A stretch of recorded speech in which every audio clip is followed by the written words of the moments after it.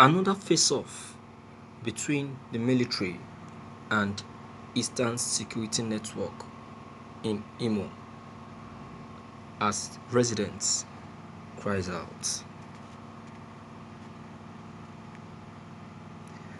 Olu, considered to be one of the most peaceful zones in Imo State, was recently turned into a theater of war when detachment of the Nigerian Army with the area support of helicopter gunships embarked on a military operation to search for the operatives of Eastern Security Network, the security and vigilance outfits of the proscribed indigenous people of Biafra IPOB in the forest of Olo.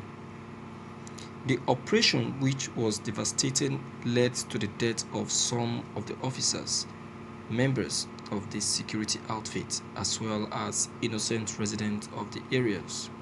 It also left an indelible memory in some of the prominent sons from the town who were subjected to one form of harassment or the other. This was caused by a frequent stop and search operation by the military drafted to quell the skirmishes between the soldiers and Eastern Security Network operatives. Various welfare tactics were said to have been deployed to the town to flush out the Eastern Security Network members. But above all, the suffering, pains, and humiliation the residents were subjected to were promiscuous of the civil war, which the people can never forget in a hurry.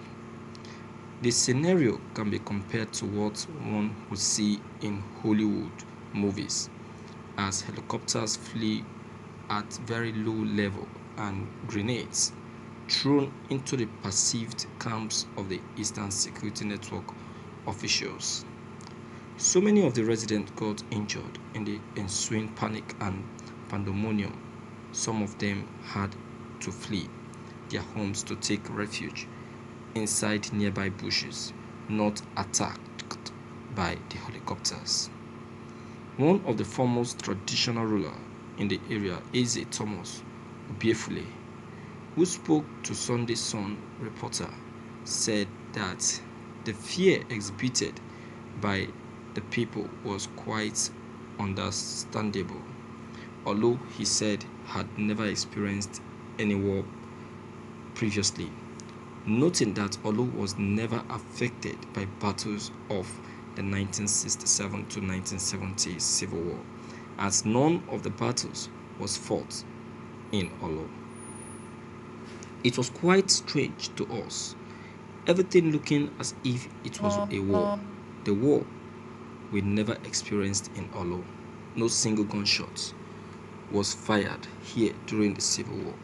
So you can imagine what it feels like seeing those big helicopters flying at low level over the top of our roofs.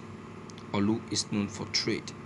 I had a shop at number 3 Owuse Market in Olu where I was selling.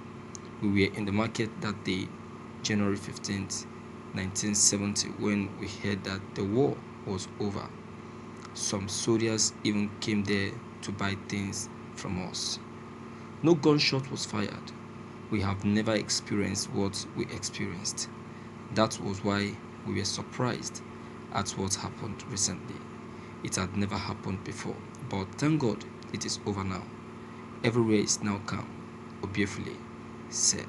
But despite the calmness in the area, the people are still struggling to bounce back to their normal business life.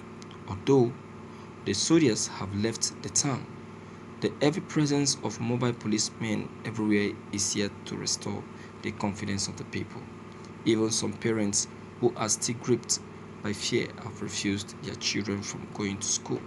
Few of the traders selling at the local markets in Okporo and Umuntaze, as well as other rural markets, have summoned courage to come to the market. A trader at one of the daily markets in the area who simply gave her name as Mrs. Çrīēs, said the military operation in the bush has affected some products supplied directly from there to the market. Palm produce like kernel and oil are expensive now. Some of the farmers who have the courage to go to the bushes to harvest the palm add extra money for their effort in ensuring the product is not out of supply. The same goes to those that tap palm wine, she said. Thank you for listening to this news. Yes, Olu is known to be a peaceful place even during the war. Nothing like gunshots was shot in Olu. They never experienced the war in Olu. But Uzodinma have made you people to experience the war. And that is why that very day, that said day, Uzodinma deployed the soldiers to Imo in Olo.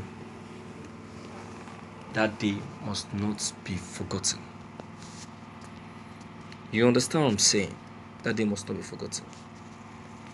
Everyone in Imo State must remember that said day, because Uzodinma placed everyone on a very serious high jump. I bet you Uzodinma really hurt a lot of Imolites, to the extent that they started regretting, wow, what have they done to have experienced this? Is it a crime to have him as a governor? You see? So till now, of a truth, the shock hasn't left them. The shock is still like a caption in their minds. But I know that with time, the fear will disappear. It's a question of time. Well, my dear viewers, what do you have to say concerning this issue? Please deem it fit to leave your comments below the comment box. Click on the subscription button as well as the bell buttons to get updated whenever we upload any new videos. Thank you.